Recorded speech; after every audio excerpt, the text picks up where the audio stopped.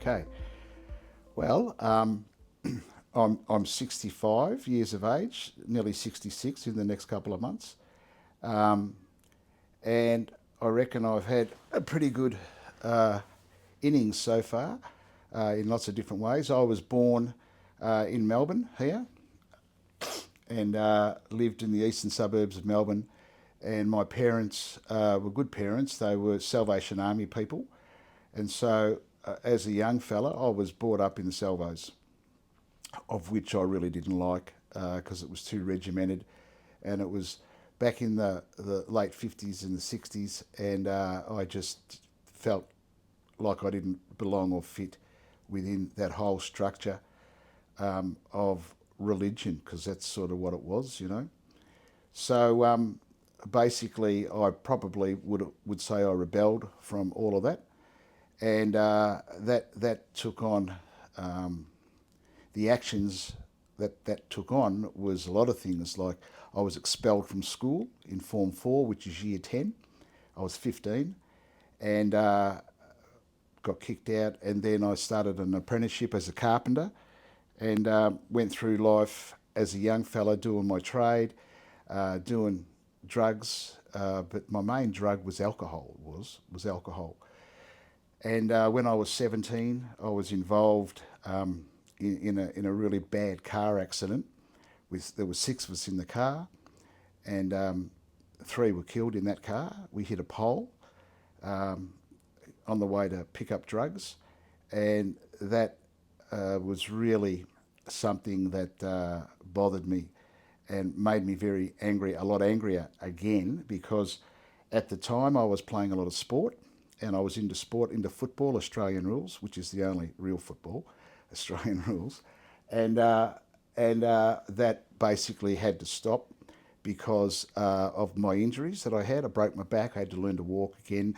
I lost 2 stone in 2 weeks. It was just a horrendous time for me. My face was all busted up and the whole thing. So basically, I was becoming an angrier person than what I already was in so many ways. My parents were great and all that sort of thing, but it just wasn't fair. I didn't understand what was going on and why my life at such a young age, at 18, could be basically over. The doctors told me I couldn't do any sport. The only sport I could do would be swimming because of my injuries, and that I couldn't continue as a carpenter because of my injuries. I'd have weaknesses, you know, in my body, in my legs, and if I'm walking around on a roof, I could just fall because my legs would give out on me and all of that sort of thing. So they were basically telling me, in my mind, that I was dead, you know, that couldn't do anything. But I didn't listen to them, and I just continued. Once I was rehabilitated, I continued on with my trade and all of that, and basically just continued on with life, but an angry life. So, as a young fella, um, I was involved in a lot of things that you don't want to be involved with. I was hanging around a lot of people that I shouldn't be hanging around with. I was involved in motorbikes back then, and my 2 goals that I had in life.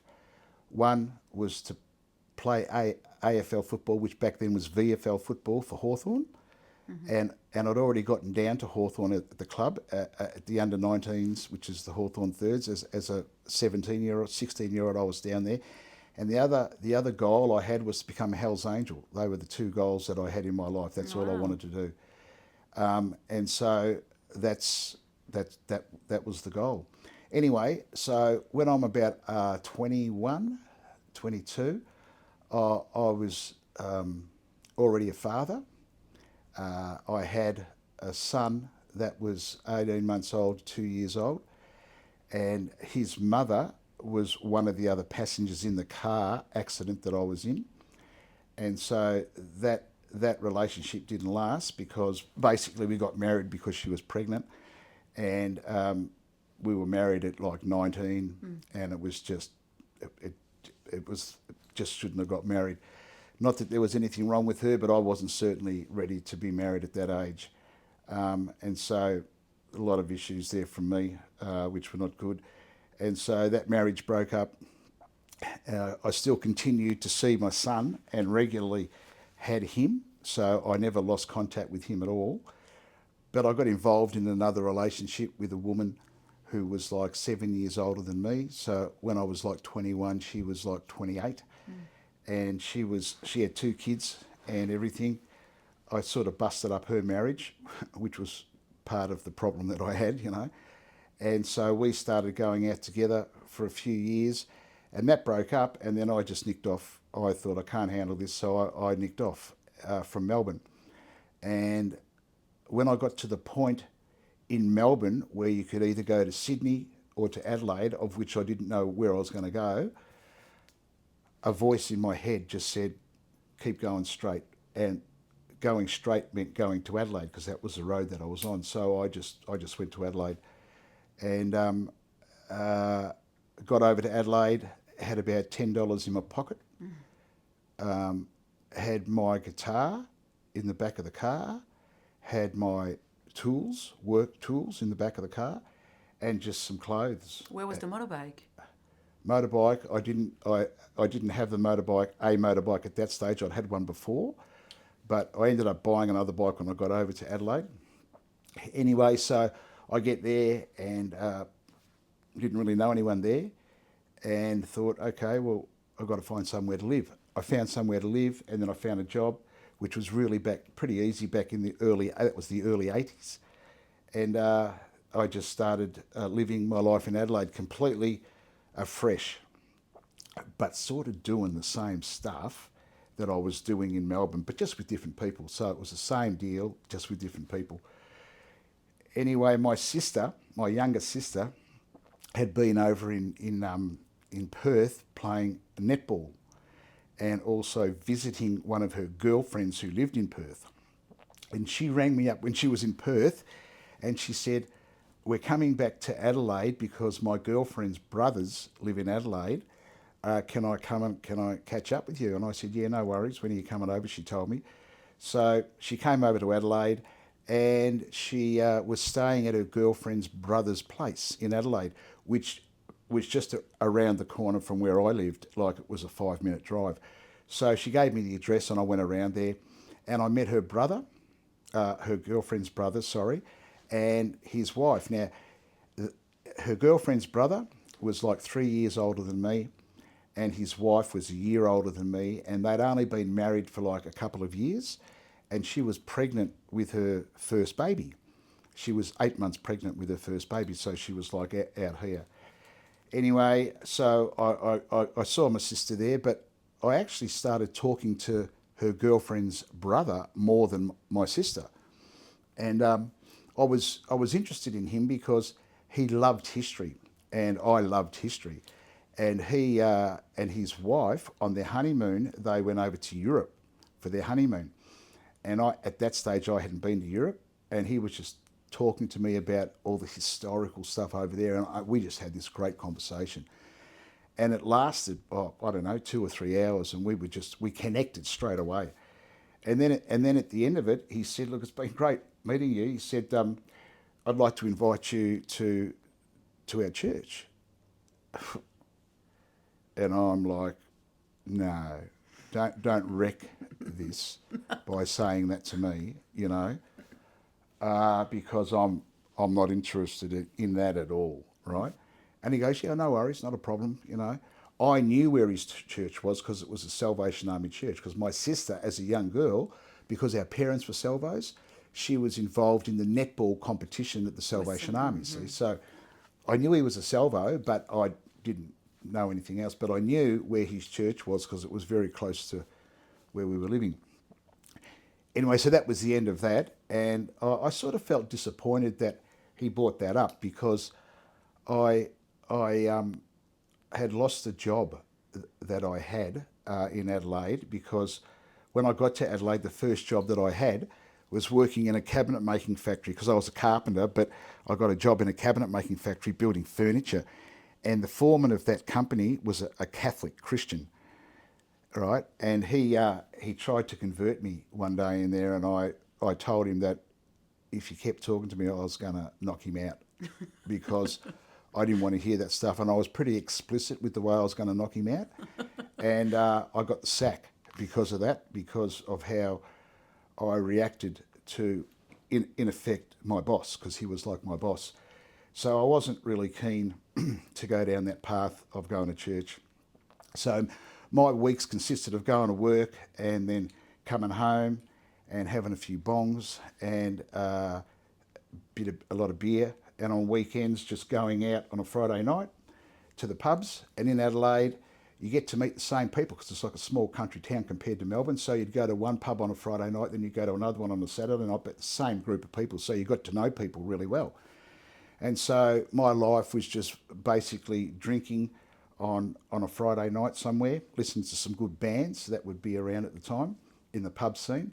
And then Saturday, just recovering from the night before, and then Saturday night going out again, picking up who I could pick up, woman wise, and getting plastered, getting drunk, and then Sunday again, just recovering from the night before, and probably from the two nights actually, the Friday and the Saturday night, and that's just how it was for me.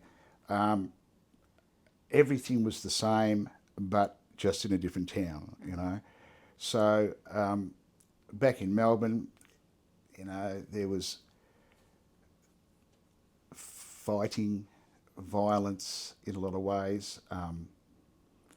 Even though it's not as well, it's probably more popular now than then. But like I'd had two occasions where I had loaded guns up against my nostrils by other people. One was sawn-off shotgun, another one was pistol, and it was that sort of environment. You know, that was you just get sick of that sort of stuff. So in effect, I was always walking around, but looking behind me all the time, if you know what I mean. You know, like what's behind me, what's happening, you know, like who's around, what's going to happen. And always on the alert, to be on the alert that, like, I'd go into a pub that I didn't know, for instance, and I'd go in and I'd look around at the crowd and just see, and you can sort of understand if there's a bit of a vibe going on there, what sort of a vibe. And I'd always make sure that my back was against the wall in any given situation, because at least you knew that no one could come up behind you and all that sort of stuff. So I had that paranoia feeling too. I had that feeling of always being ready for any drama, and I was into it. If it was drama, I'd be into it, but just not being jumped on, you know. And so that's basically how I lived. And I was angry and I was pissed off with everybody. I didn't really like people. A lot of people I just didn't like. I could see the bad in people, and I would just think, you know, you're this, you're that, all that sort of stuff. So I didn't have a good self-esteem about myself. I was paranoid. I was drinking a lot. I was drinking more than I was doing drugs. The alcohol to me was my drug. That was my drug. And when I had too much to drink, I wasn't a very nice person myself, you know. Not that I can remember everything, but a lot of the time. So therefore, you get into scraps and all that sort of stuff. So after a while, one Sunday night, probably after about 6 or 7 months after I met my sister's friend's brother, I'm sitting at home on a Sunday, late Sunday evening, and I was sharing a house with a woman she was 3 years older than me. I wasn't in a relationship with her. We were just sharing the house. When I moved to Adelaide, she had an ad in the paper to share the house, and so I read the ad, rang her, and we'd become like brother and sister. It was a really good relationship. We ended up having sex, but only a couple of times. But it was just a really good relationship, and to this day is still a really good relationship. And that was like 45 years ago or something now. But anyway, so I'm sitting there on the lounge, in the lounge room one Sunday evening, just so bored, feeling so hungover, feeling like there's just, what's it all about? There's nothing that it's all about. Just feeling angry, feeling frustrated, the whole thing. Getting sick of the people that I was seeing every weekend, because they were the same dudes, the same girls, all that sort of stuff. Everything was the same, nothing ever changed. Wasn't real happy in what I was doing at work, because I'd moved on from that first job after threatening the guy, and I was working with an older fella, and we were building houses and stuff like that, but it was just getting all too hard for me, and I just wasn't happy. So I thought, what came into my head was something that normally wouldn't come into my head. I thought, I might go check out that church that that guy had told me about, which was an alien feeling to me. But on the other hand, it was like, well, this will be a bit different, because it's just going to be different. So anyway, I go to that church for no reason other than just to do something different. That was the only reason, that I still think was the only reason in my head. So I go to that church, and the church service had already started. So I walk in the back corridor of the church. There was glass panels, and then there was where the congregation sat. And in the Salvation Army, they have people, the bandsmen sitting on the platform, and then they have the choir, which they call the songsters, sitting in front of the band, and they're all women, all right? They're all women. So because the church hall was packed, I sat behind the glass partition. But as I walked in, the guy who was the friend, who was the brother of my sister's friend, he's an identical twin, and I'd never met his other brother, but he was sitting up in the band at the back of the platform. And he saw me walk in. Now, he hadn't seen me for 6 or 7 months or had any contact with me at all, but he saw me walk in and he waved. Like, he went like that. And of course, when he did that, people in the congregation, they turned around to see what he was waving at, right? And there I was. And it just freaked me out. So I sat down straight away, thinking, what a dickhead, that he would do that. What am I doing? So anyway, I sat there, and then I started looking at all the women in the choir.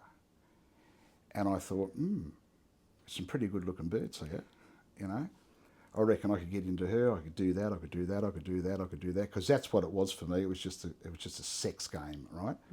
And big into that. Anyway, so I thought, there's a bit of talent here. This would be all right. And their salvos, I don't like the salvos, but I reckon I could play the game here. Anyway, after that particular service finished, the guy that waved at me came up to me, oh, it's good to see you, Ned, it's good to see you here and all that, blah, blah, blah. And then a whole heap of other people who were around my age came up to and introduced themselves to me and all of that, including some of the women that were in that choir. And there was one girl there who I thought was really good look, and nothing ever happened, I've got to say, nothing ever happened with any of those girls. But that girl that I thought was really good looking, I'm still mates with her today, and she's been married now for 35 years. She's got grown-up kids. I've seen her a few times.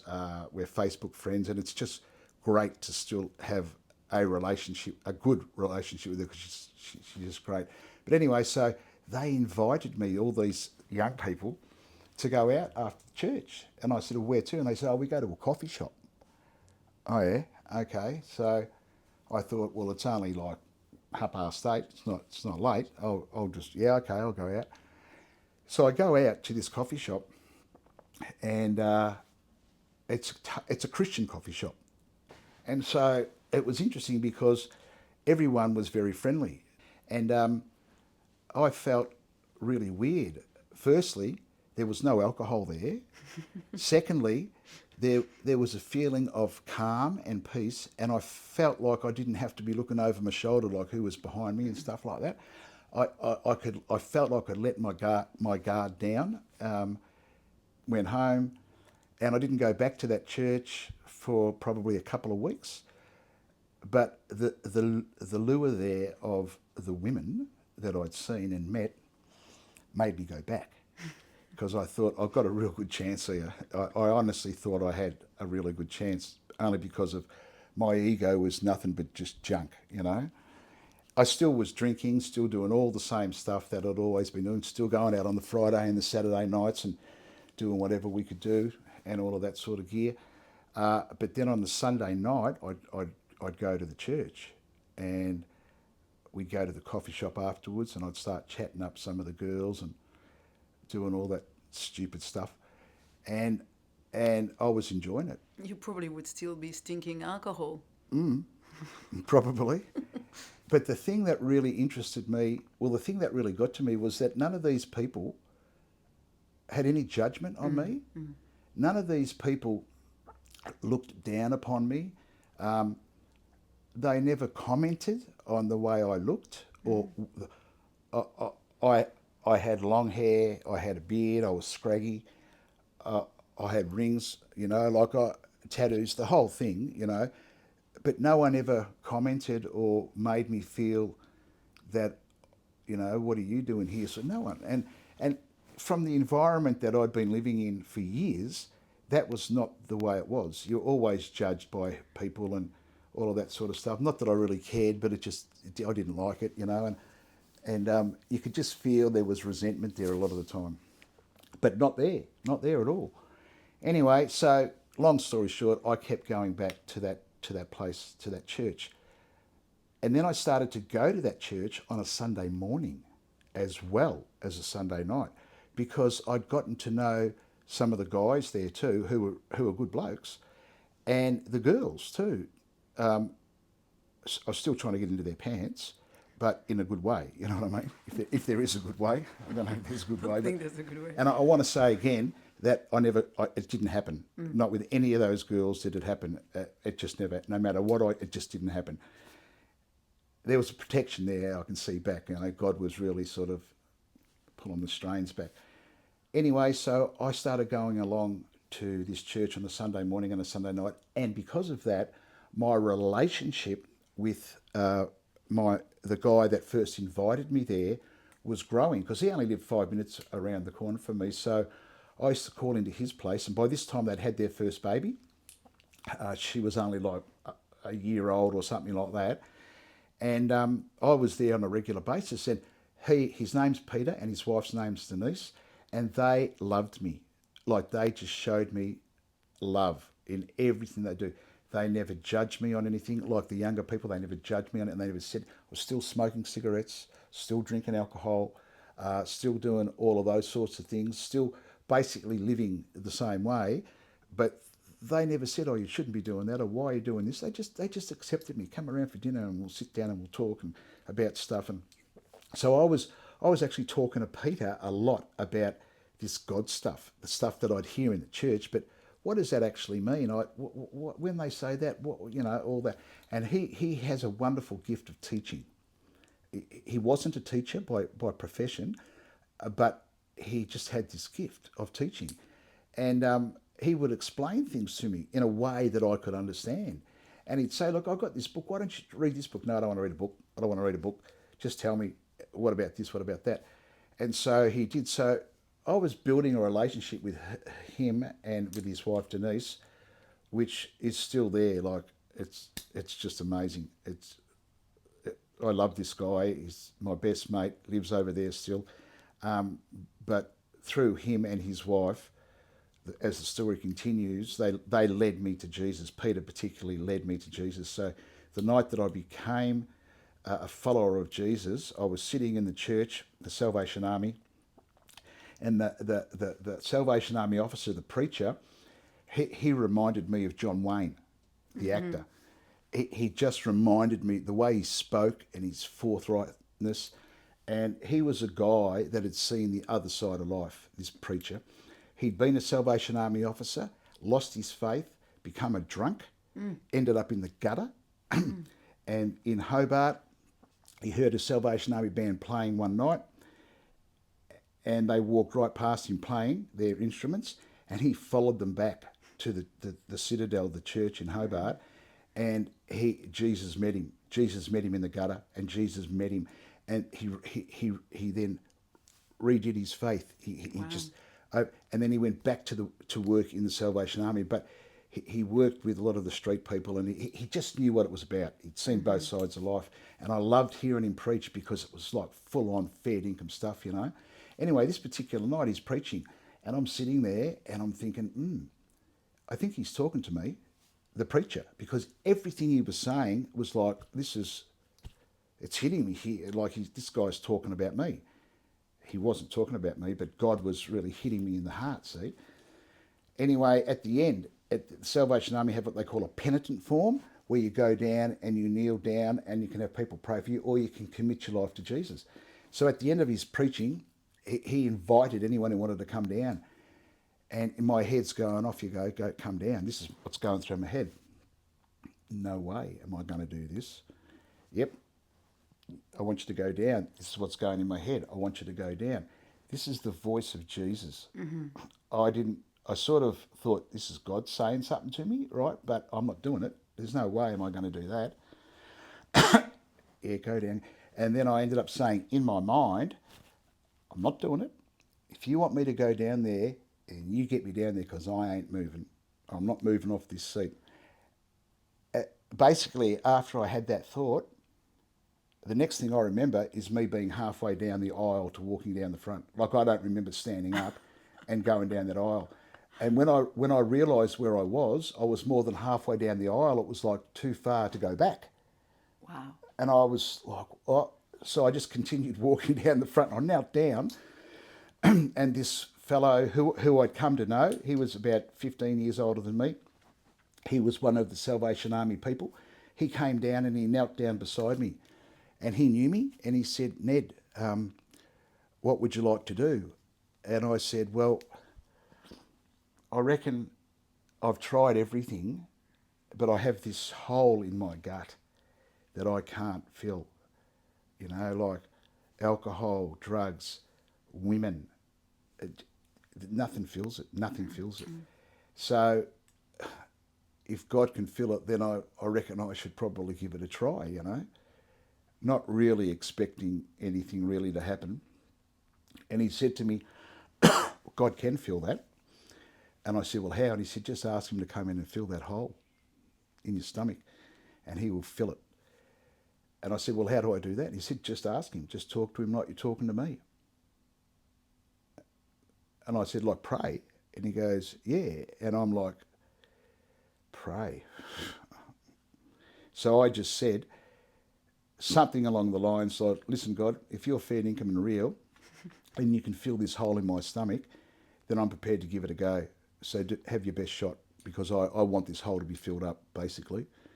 And then the guy that was kneeling beside me, he prayed a prayer over me, and something miraculous happened at that point.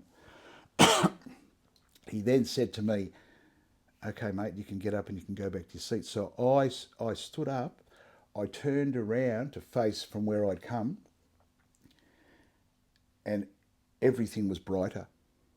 Like, the lights hadn't changed, but everything was brighter. I was seeing things that I can't even recall how it was, but it was just so much brighter. And I stood up and I felt completely like full. Wow. It was like I was completely wrapped in Jesus. Wow. It was powerful. You can never say that never happened, because you know that it happened. And I walked back to where I was sitting, just sort of in a daze. Then the church service finished, and all these people, they came up to me, all the younger people that I've been going to the coffee shops with, and they hugged me and they kissed me, and they said, oh, it's fantastic that you've given your life to Jesus. And I'm like, wow, this is just, I felt amazing. And then my friend Peter, who I'd first met months ago, he came up and hugged me and said, we've been praying for this, you know, all this sort of stuff, and this is fantastic. And I was just blown away to the point where I just felt like I need to go home. You know, I'm just blown away. So I went home. How old were you at that stage? 24, it was 1983, 24, 23 or 24.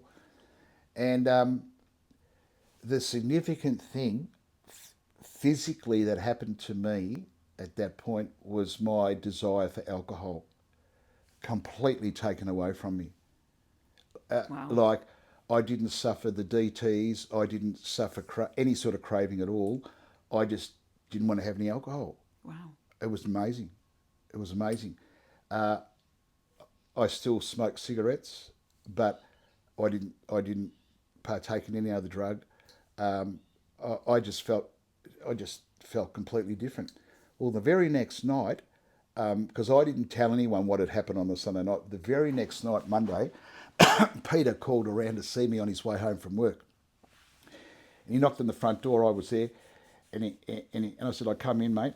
We'll have a coffee." And so we're sitting at the kitchen table having a coffee, and he goes, "How's your day been?" And I said, "Oh, all right.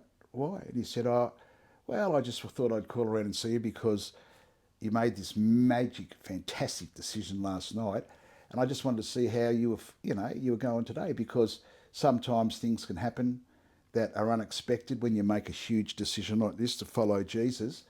And he said, "If you told Linda was the girl I was sharing the house with." I said, "Oh no, I haven't told her." "Oh, okay. Have you told your mum and dad who were living in Melbourne?" I said, "Oh no, I haven't told them." And he goes, "You know what? I reckon it'd be great if you could maybe give your mum and dad a call at some point and let them know that you've met Jesus."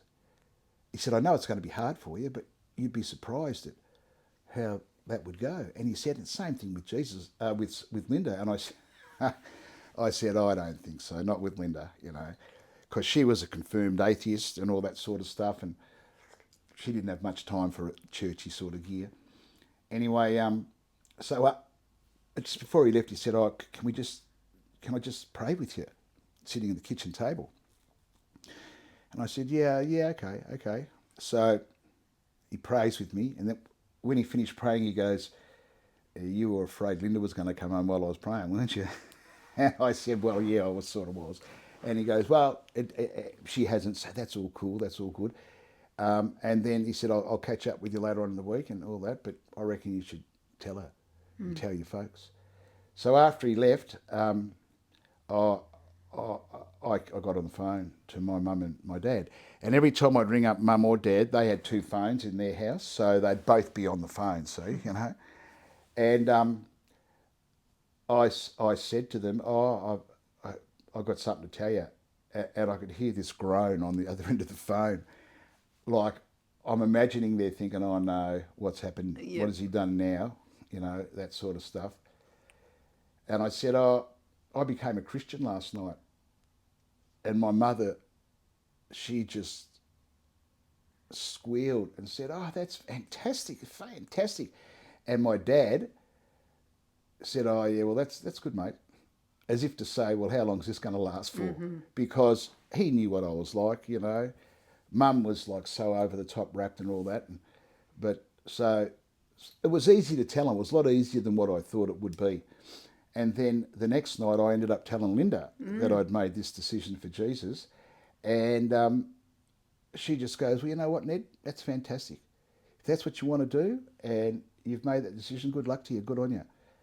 Completely, it was completely different than what I thought she would say to me at all about it. But she was just so supportive and everything. So anyway, that was my conversion experience. I was still living in Adelaide. I was working at this stage for a big construction company in the middle of the city, and we were. I was the leading hand carpenter on that site, and it was at the back of the Morn Church, which is the Uniting Church in the middle of Adelaide. It was their building that we were renovating to make offices and stuff like that, and I was just full on for Jesus. And the hoarding that they had around the building site, I was writing stuff on there about Jesus and different scriptures and all of that, until I got told I can't do that no more by one of the ministers of the church. And I'm like, what? What? Why can I not write stuff about Jesus? He said, "Because it's a public place and you've got all sorts of people." I said, "But this is the Morn, this is the church, this is your church. You should be able to." "No, you can't write that." I said, "Okay." So I continued to write stuff on there anyway. Just that's what I did. And a few months later, we had on the site there was carpenters, all the trades, and we had some of the BLF, which is the Building Labourers Federation, labourers on site.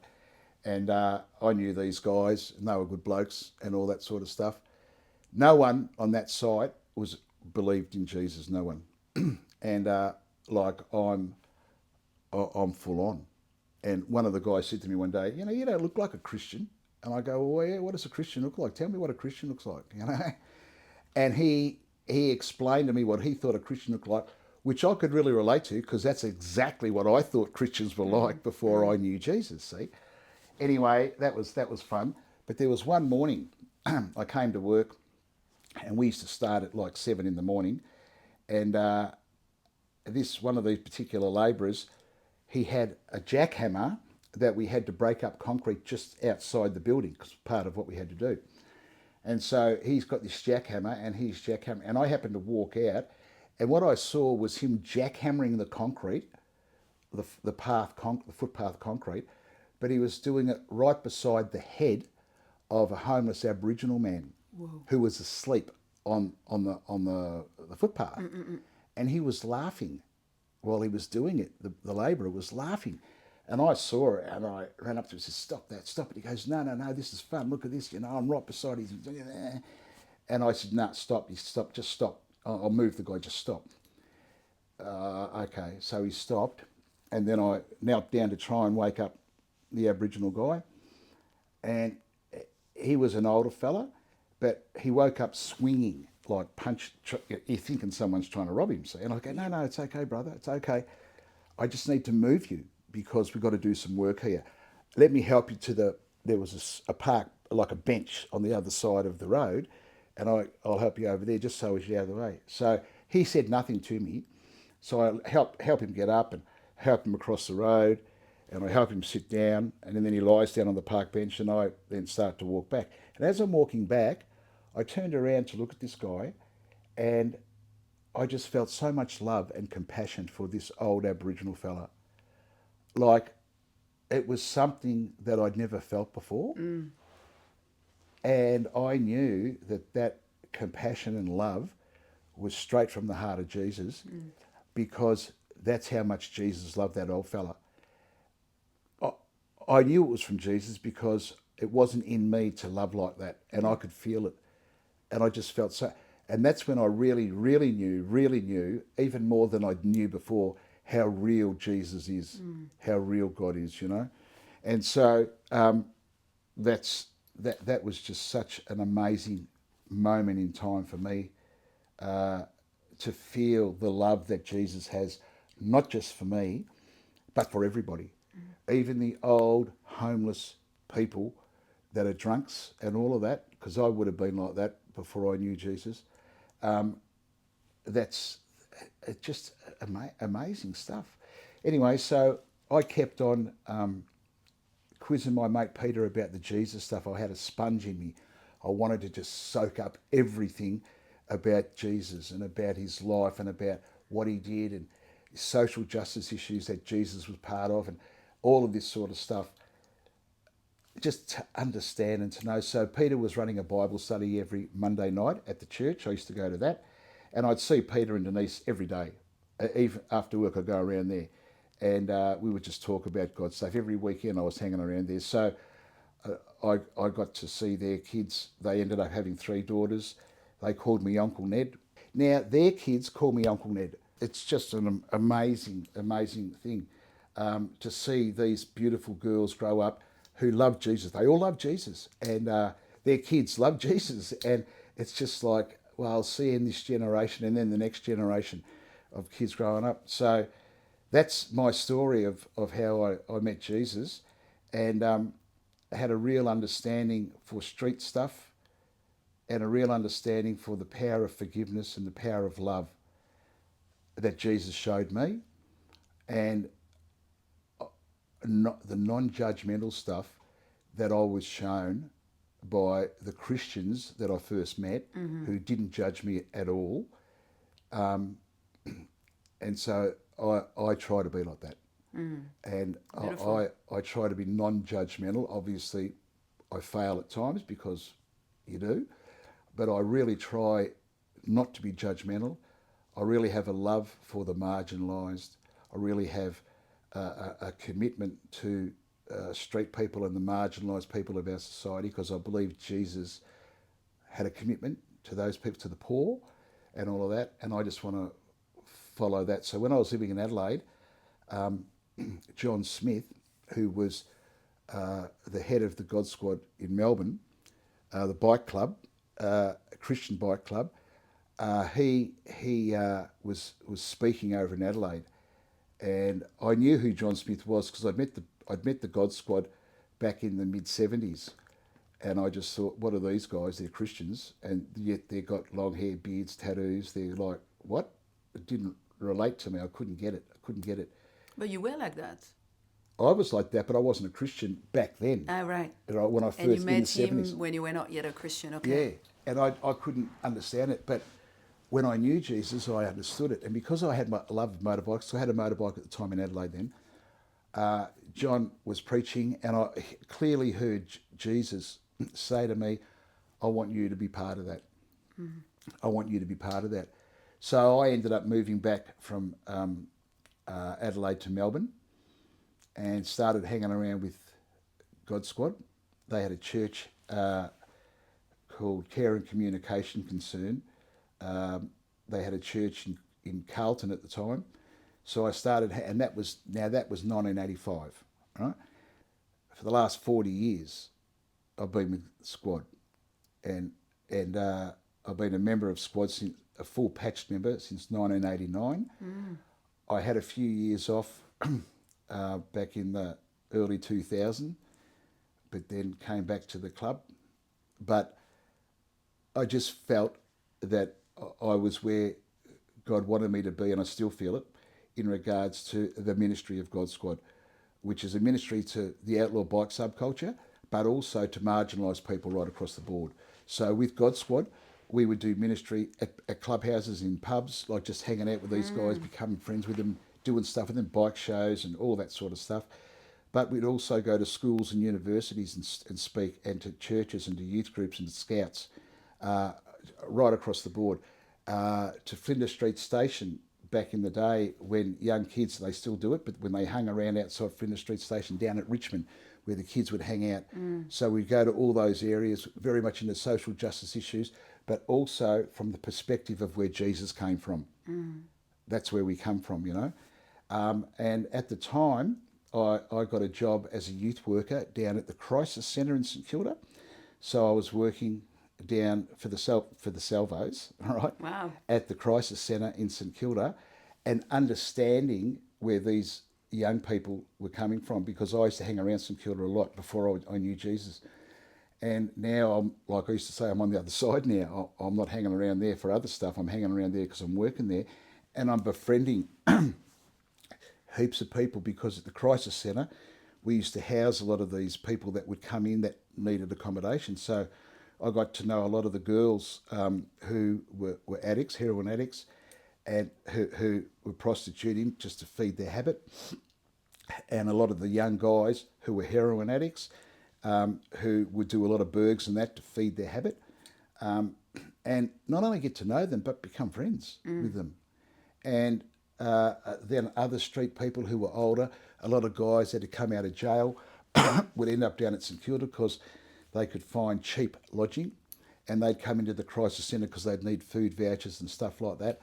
A lot of families that were become homeless, that had young children. We had an area there where there was a family area for mums and dads with young kids, and they were always streetwise people, you know. So made a lot of really good friends, and that the Crisis Centre was also connected to a youth refuge in Fitzroy. So I was working at the Crisis Centre and also at the youth refuge, Tranmere Street in Fitzroy. And also I was living in the Housing Commission flats in Fitzroy as a flat supervisor. They were all connected, okay?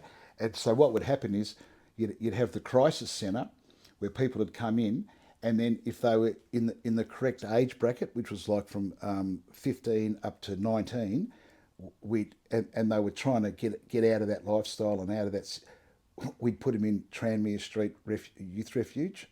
Yeah. All right. And then those that were really wanting to do more, we'd put them into a flat like the one I was living in. Yeah. Right. And I was the flat supervisor, which meant that it was me just showing them how to do normal sort of society stuff, like being able to pay a bill, you know, helping them to learn to cook, just sitting down at the table at night and eating food together.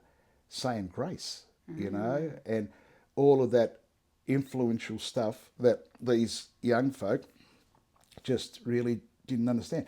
So I spent a lot of time with them, and I learnt so much because it wasn't me teaching them, like they're teaching me stuff because you're always learning. But I also made friends with the other people that were living in the commission flats, who were like in and out of jail, and just it was just an amazing time. It was an amazing time. So And my you whole didn't feel you know how you used to feel unsafe back in yeah your pub day? yeah So now you're back yeah with, people who have some, uncertain background, or yeah did you feel unsafe at any stage, or never felt unsafe. because you had the safety of God? Yeah, never felt unsafe. Uh, I mean, I was very aware of situations that I was in. I had one guy come in one day at the crisis centre who was a Nicaraguan guerrilla. He was a mercenary guerrilla fighter, yeah, and in the past he had been that with mental illness, right? And he came in, and I met him one day in there, and we were talking, and this guy was massive. Like, one of his hands was like that big. He was a massive man, right? Okay, and he was going on about stuff that was out there. Anyway, we got him accommodation in one of the rooms in one of the boarding houses just up the road a little bit, and that was okay. And one day he rang and he asked to speak to me, right? And I happened to be on shift at the time, so I got on the phone. He said, "Oh, Ned, can you come over? I want to have a talk to you." And I go, "Well, come over where?" He said, "Come over to the boarding house where I'm staying." "What do you want to talk about?" He said, "I'll tell you when you get here." And I'm like, "Yeah, okay." So I said to one of the other staff, "I'm going over to, you sure you want to do that?" And I said, "No, I'm not sure, but I'm going to do it because I think I should do it." I was a bit nervous. Right? This guy was a gorilla. He was a massive man. He'd kill you with, like, he could strangle you real easy, right? And so I went over there and went into his room and sat down with him. It was the most amazing time. Wow. He just wanted to talk. Yeah. He just wanted to talk about stuff, And the first time I'd met him, we like connected. I was listening to him, and just, I guess he felt that I was treating him like just a normal person, where a lot of people maybe hadn't. I don't know. And so I was there for a while just talking with him, and it was just an amazing time. There's heaps of stories that I could tell you about different people and different situations there that Jesus was in total control of. It was just an amazing time. I worked at the crisis centre and Tranmere Street, and as a flat supervisor for probably 4 or 5 years, and they were 12-hour shifts. And a lot of the time, I'd finish my shift and just stay there and not even go home, because there was just so much that you could do. And because you build relationship with people, I'd go down the street, down Fitzroy Street, and a lot of the young people that were in the crisis centre, they'd be down there, and I'd be hanging out with them and all of that, or picking up a few of the girls on the bike sometimes who were having the nods because they'd been shooting up with heroin and were falling asleep on one of the public benches there in Fitzroy Street. And the coppers at the time, they would get them and they'd throw them in the lockup for the night. And so sometimes I'd see cops walking up towards these girls, and I'd get up there and shake them and say, "Jump on the back of the bike, and we've got to go, and take them back to the crisis centre, so they wouldn't get slammed for the night." And I took one girl to Bible studies on a Wednesday night that we had at God Squad, and there's just so many amazing God stories, Jesus stories. But it gave me a real understanding of when Jesus hung out with the marginalised and wanted to present them with the good news of the gospel, and the love that he had for these people has never left me. It's never left me. And I've done a lot of stuff in prisons over the years with God Squad right, and youth training centres. I was working in Tirana, which is a youth training centre. I was working in that industry, like with God Squad, with Care and Communication Concern, Christian organisation that God Squad was a part of. So I've always had this love for the marginalised, whether they're young people or whether they're older people. You know, it's just part of who I am now through Jesus. It's not about me. It's about through Jesus and the opportunities that he presents for us to follow where he wants you to go and who he wants you to be with and all of that. And it's always like friendship. You build a friendship with people, and we do that. That's how God Squad works too with the ministry that we're in. You know, you go into clubhouses, to different clubs, and over years you build friendships with people to the point where when the going gets tough with them, whether there's been a death in the club, you know, they want to know what do you reckon about when you die, where do you go and stuff. And because you've got a friendship and a relationship with people, they ask you questions like that because the outlaw subculture understands who God Squad are. We've been in that industry, in that environment for 50 years now. Wow. In fact, God Squad was the first Christian bike club in the world that goes into the outlaw subculture. So the club now has expanded all across the world, and it's just magnificent to see all of that happening because it's God expanding it. It's an ordained ministry, if you like. Wow. So that's that.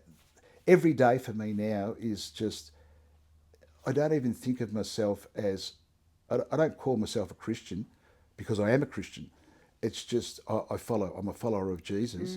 And it's, everything's about what Jesus is asking us to do and trying to do what it is that he asks. And we stuff it up. We always stuff it up. But yet, we're reminded that it's not about stuffing it up. It's about trying to do what Jesus is asking you to do. And when you do stuff it up, asking Jesus to show you what to do about that. Yep. And knowing that he forgives you, knowing that, and that's where you go back to the stories in the Bible, you know. And I love speaking about Peter the disciple because of his stuff ups.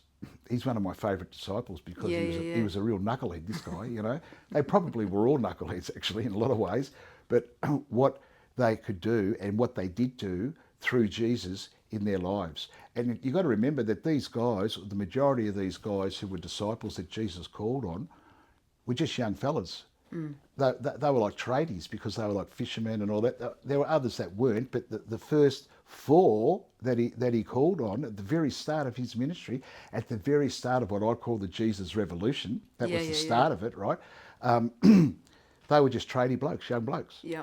You know, and look what, through Jesus, through God, what they have done and what Jesus has given off to the world. And so, you know, we're all on the same level as those guys, you know, and it's just if we choose to follow what Jesus has asked us to do, we have that choice. And so you want to give that choice to as many people as you can, and you want to spread the news of Jesus to as many people as you can, but not in a Bible bashing way, just in a normal sort of everyday sort of way Of being who you are. of being who you are, you know, and that's what you do. That's what I do, and I hope I'm doing okay at it because I just love doing it. I just love talking about Jesus and the powerful message that he left for us to go along with. So now I've been a Christian or a follower of Jesus for since I was 23, and what am I now? 66 in a couple of months.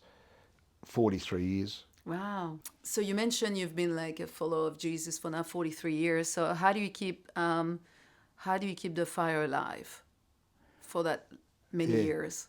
That's a really, really good question. There was a period in that 43 years where I didn't lose my faith, but I lost direction. I lost direction. And I'm glad that happened when I look back on it, because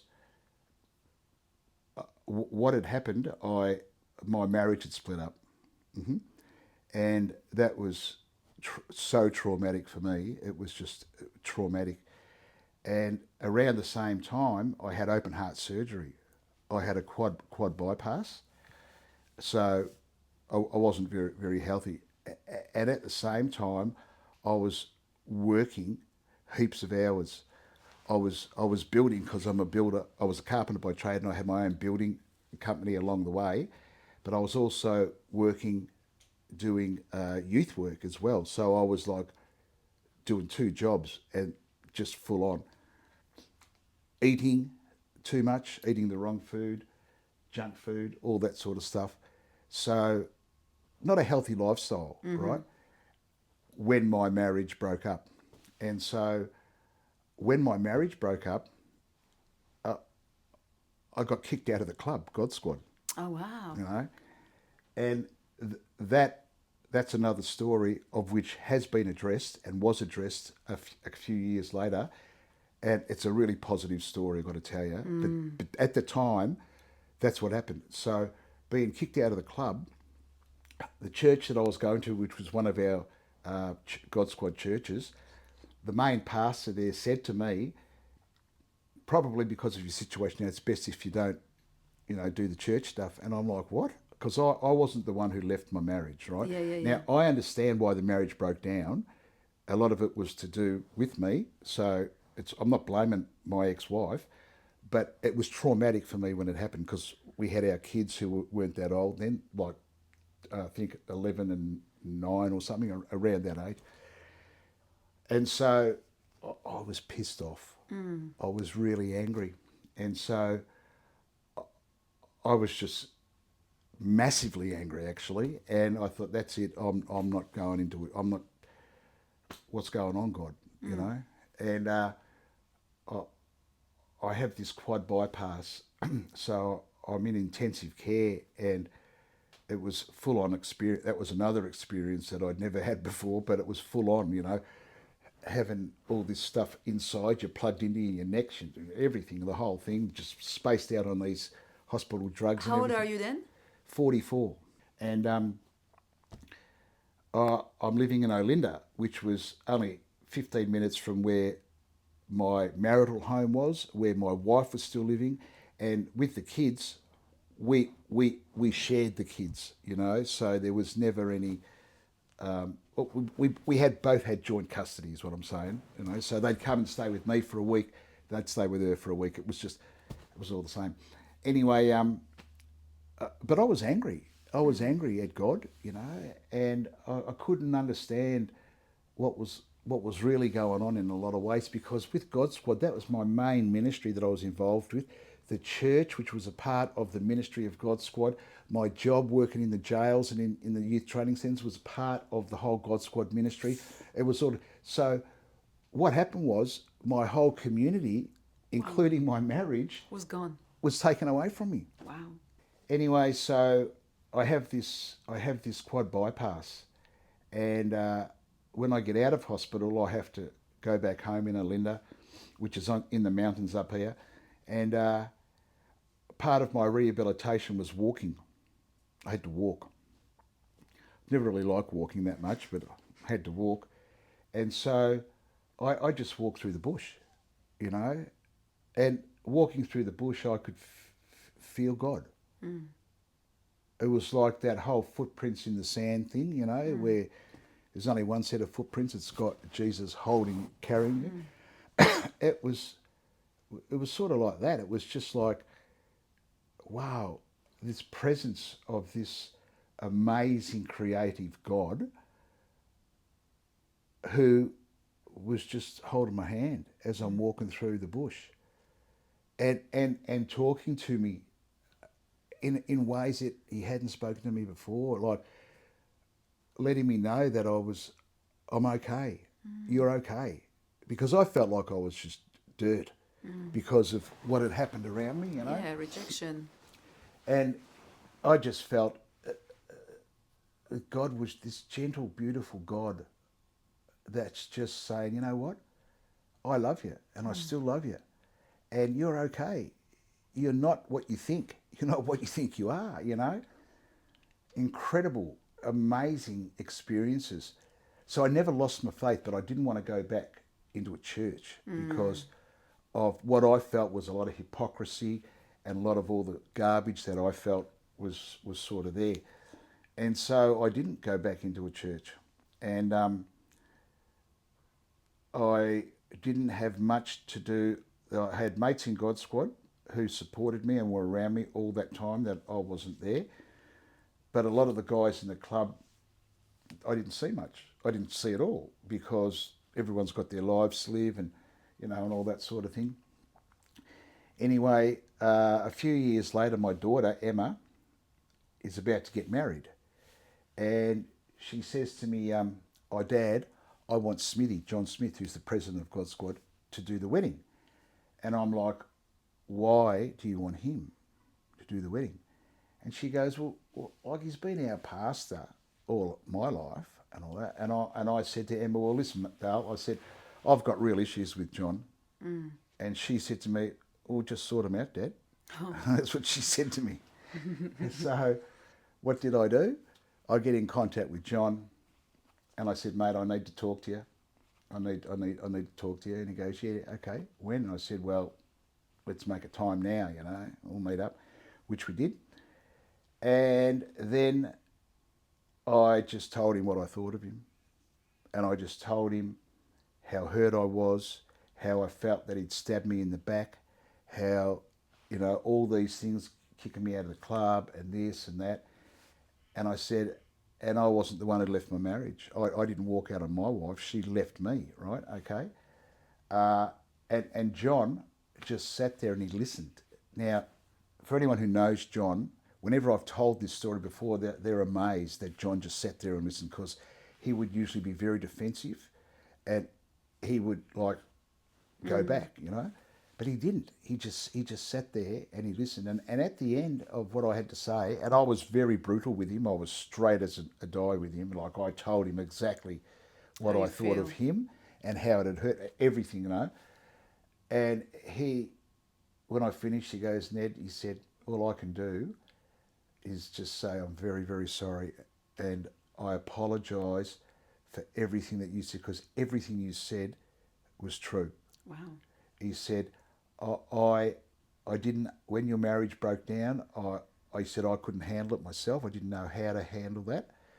My reaction to you was not the right reaction. I know that. And he said, I've struggled with it for years, but I've never really wanted to talk to you about it because I didn't think you'd want to talk to me, right?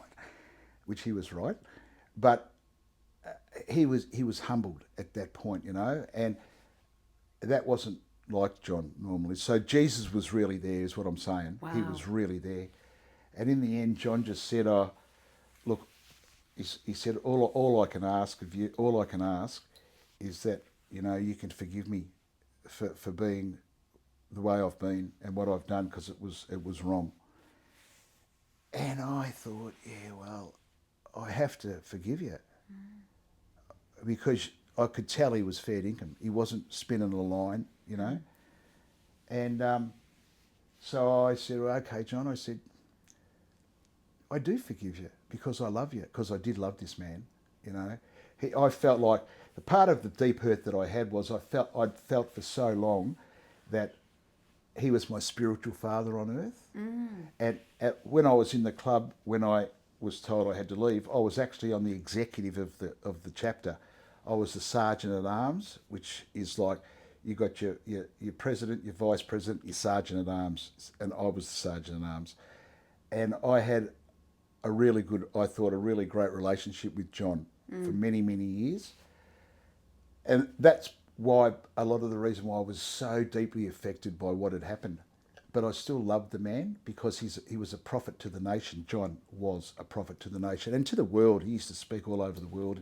Just an amazing godly man that had his human flaws, big flaws, you know. But anyway, so I forgave him. And the amazing thing about that was the cancer that I had towards him and towards the ministry of God's Squad just disappeared. With forgiveness. And that was the start of me working my way back into the club. because of that, which was healing, so healing for me, because I still loved the ministry of God's Squad. I never lost the love of the ministry of God's Squad because it was a God calling for me. And so I made my way back into the club. But your question to me was, how do you keep the passion alive, right? The passion that I keep alive is knowing that I can talk to Jesus like I'm talking to you right now, right? Knowing that I can take to him the things that really piss me off and bother me when I'm really upset, and I get upset about stuff, and to talk to him about it, and to ask him what's going on, what's happening, and I actually hear Jesus talk to me. Like, I'm not no spiritual psychopath here. Like you know when Jesus talks to you. There's a lot of ways that Jesus talks to you, you know, and it's maybe different for a lot of people. Jesus talks to me through my mind, and I know the voice. I know the voice. Sometimes Jesus will speak to people through what they write, and in other ways Jesus talks to me through other people. When they say something to me, I'm like, oh wow, that's like, it hits home, you know. Yeah. But Jesus talks to me and even says to me, you know what, let's work on this. There's something that you need to work on here, because this has been causing you trouble for a long time. And that, but it's always said in a beautiful way. And it's never said in an offensive way. And it's always, when things like that happen to me, it's like, I hadn't even thought of that. So it's not my mind playing games with me, because I never even thought of those words about being healed in different ways. It's a long-term issue that you just need to, let's talk about this. Let's work through this, because it's something that's stunting your growth or stunting you, and I want to just help you through it. So for me, my relationship with Jesus is just knowing that he loves me, knowing that no matter what I do, he's always going to love me, and knowing that I can go to him and talk to him at any stage about anything, and understanding that I have a mate, a personal relationship with him. But it's a lot deeper than that, because there's the deity of God. There's the deity of, this is the God of creation. This is the creator of everything, and yet I have this mateship with him. Like, it's like I'm a personal mate of his. It's just an understanding of that. And it's just an understanding of, when I've looked back over the last, say, 40 years of my life, even in the really rough times and the hard times, and we can see it. I can see it. We probably all can, if we're fair income. We look back and we can see the hand of God, how he's moved things and how he's worked issues through there. And then there's the painful times when God breaks you down to, like, I use the analogy of a rose bush. When you cut it all off, like, it looks dead. And then it flowers beautifully. Or God does that to us. And they're painful times to go through too, you know, like, but that's all part of your growth, your growing in Jesus. And I honestly understand, truly understand and know that I am so thankful that I met Jesus when I did, because even though there's been some tough times in that time, I've always had hope that Jesus will guide me and direct me. And it's not about always ending up in heaven at the end of the day, because I'm looking forward to that when that does happen. But there's so much to do on here, on earth, that Jesus wants us to, because he wants his family to spend eternity with him, see? And his family are those that understand him and believe him and know him. And so he wants us to help expand the family. So there's so much work that we are called to do here on this planet. And so even though I have no fear of death whatsoever, and look forward to that time when I can go be with Jesus. I don't want to go now because there's so much still to do here that I get excited about, you know. Yeah. So getting back to your original question about what keeps me on fire, sometimes I'm not on fire. You know, sometimes I'm like, nah, I just can't be bothered. Nah, oh, I'm just tired. I'm just sick of it. That's the honest truth, see. But then you just realise that that's like the enemy in a war just saying, put down your guns. I'm not going to kill you. Just put down your guns and relax. Yeah. And then he ambushes you and does kill you in the end, you know. Yeah. So I sort of have that sort of understanding, you Yeah. know, and you know, I get angry with God sometimes, and I reckon that's okay. A mate of mine said to me many years ago, when I first became a Christian, he was a Salvation Army officer, but he was only like about 4 or 5 years older than me. And I saw him one day, and I was grumpy. I was, you know, and he said, "What's wrong with you?" And I said, "Oh, I'm pissed off." He goes, "What about?" And I said, "Oh, I don't know, just this, that, and the other thing." He goes, have you spoken to God about it? Have you spoken to Jesus about it? I go, "What? I should speak to Jesus about it?" He goes, "Yeah, why would you not?" And I said, "Because I'm really upset. I'm really pissed off with God, if you want to know." And he goes, "Well, tell him." What? Tell God. And he goes, "What, you don't think God's going to be able to handle you telling him that you're pissed off, right? Like, this is the creator of everything, and he's going to be offended by you, right, telling him how you really feel."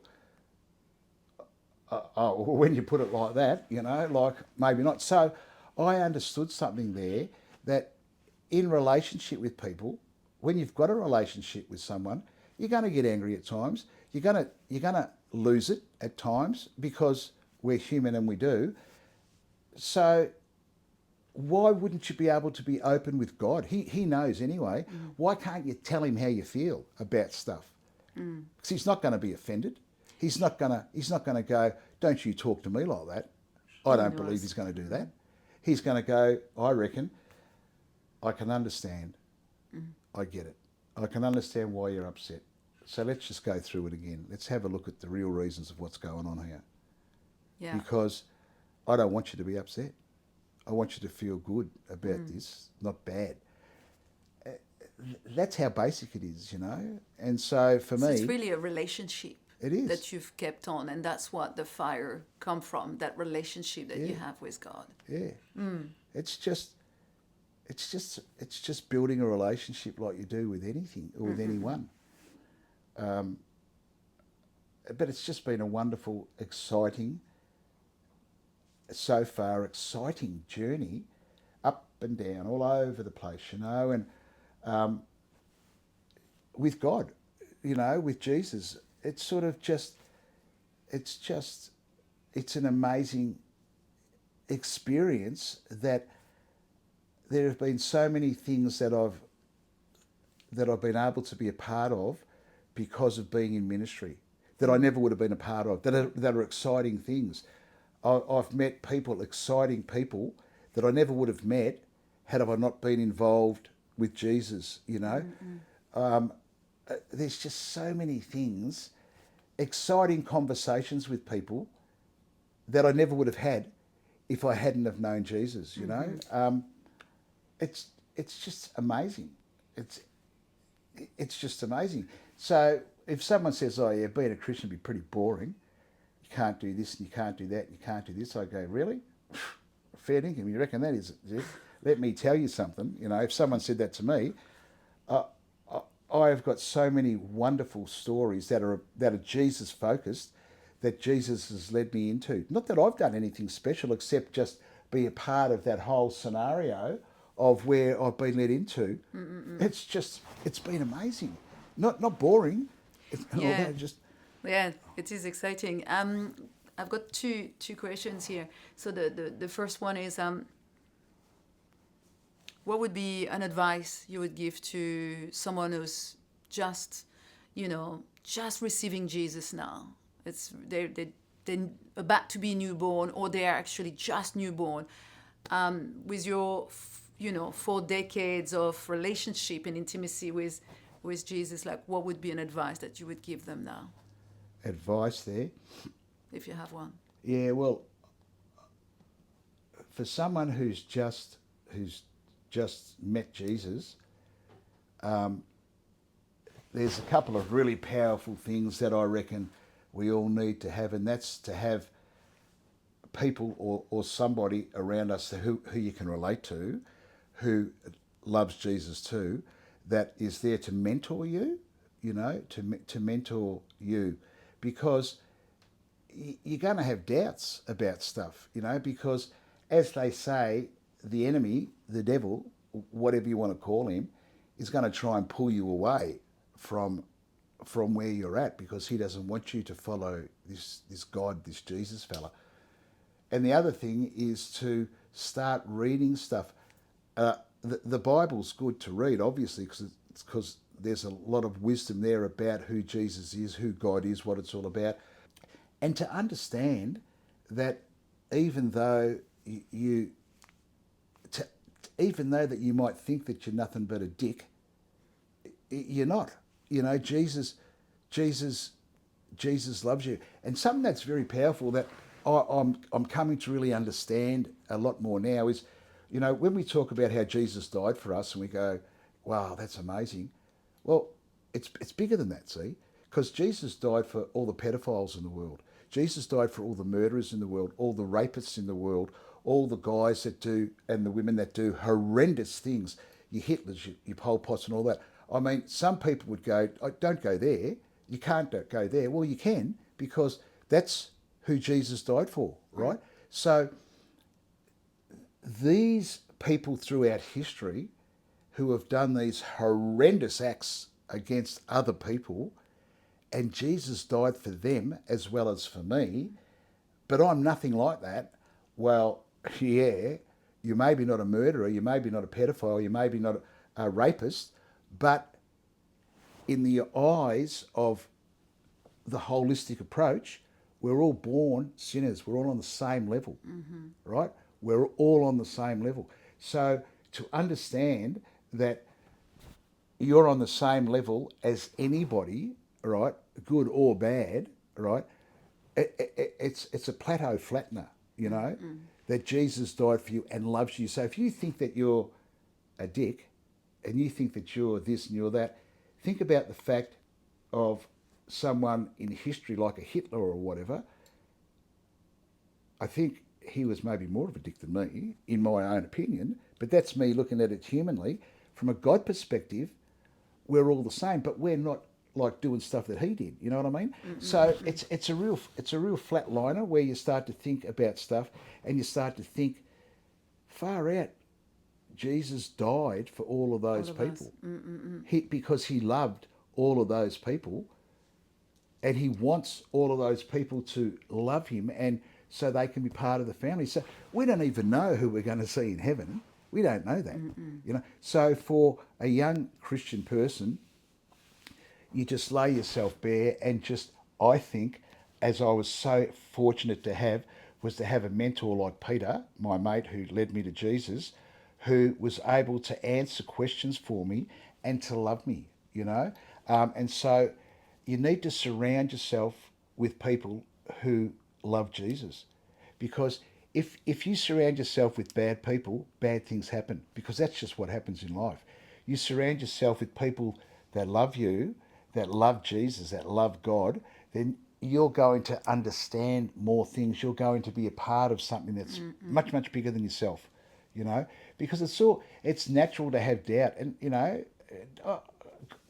I think God likes it when we have doubt, because if we have doubt, we start to question things. We start to question what's really true, what's really fair income.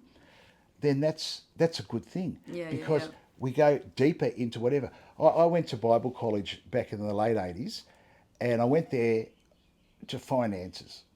Well, I didn't find answers. I just found more questions, right? So you just find more questions, and so you go, oh, well, I want to find out about that. I want to find the answer to that. So you dig a bit more, and then you find more questions. And more questions and more questions. So what's happening is you're finding so many more questions that deepen your faith, and that deepen your understanding. And I look, you know what? It would be great to have a doctorate of divinity if that's your bag, or a PhD in whatever if that's your bag, but that's not the bag for Jesus. You know, Jesus wants us to love. It's all about loving. It's all about accepting, not judging. And, you know, if you've got those academic things, that's fine. But even someone that's got a Doctor of Divinity is no better than the street person who just loves Jesus because Jesus found him in the gutter and he just loves Jesus. Yeah. We put different casts on people as humans, right? And for me, I try not to. That's what I was saying before to you, that I try not to judge people. Okay, I fail at that sometimes. I think we all do. But I really try not to, because Jesus really didn't. You know, he accepted all the marginalised, the people, the lepers, the prostitutes, the demon possessed, you know, that he cast out demons from. I mean, this is why they killed him. This is why Jesus was killed, you Yeah. know, because his love. Yeah, totally. And I guess the last question here I have is, in your example, it was really good what your friend Peter asked you as to share your testimony right away to your parents and your housemate, because there can be resistance in sharing a testimony, the fear of rejection, and then if we wait a bit too long, sometimes that resistance keep increasing because the enemy can have a grip around that anxiety, that fear. So I would like to ask you, what's your advice to people who have not yet shared the testimony and may have resistance in that? Well, I think more that when we share our testimony about what Jesus has done in our life, there's a power in that. You know, God promises, you know, that if we give glory to Him, that there will be what's the word I'm looking for? If we speak out for God, Jesus will stand up for us, for God. You know what I mean?